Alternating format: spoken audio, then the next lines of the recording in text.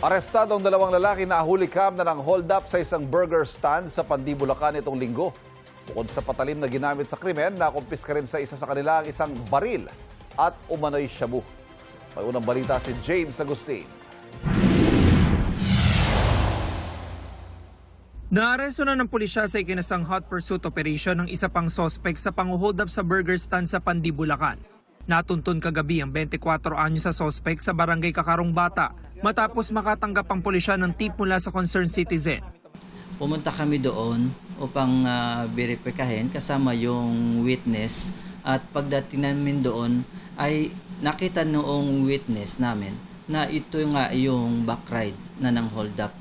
Mabilis namin siyang dinakip doon mismo na sa loob ng bahay niya.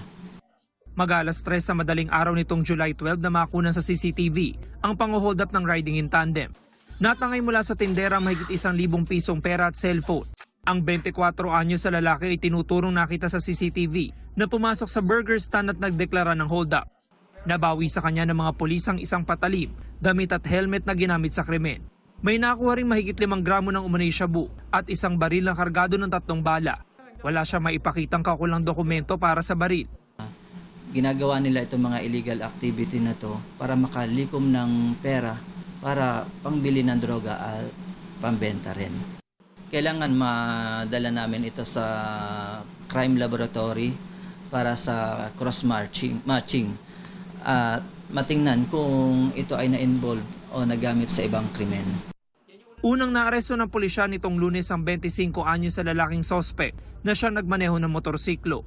Nabawi sa kanya ang motorsiklo na tugma ang plate number sa nakunan sa CCTV. Tumangging magbigay ng pahayag ang mga sospek na maharap sa reklamong robbery. Ang 24 anyo sa sospek may karagdagang mga reklamong paglabag sa Comprehensive Dangerous Drugs Act at paglabag sa Comprehensive Firearms and Ammunition Regulation Act. Ito ang unang balita. James Agustin, GMA News.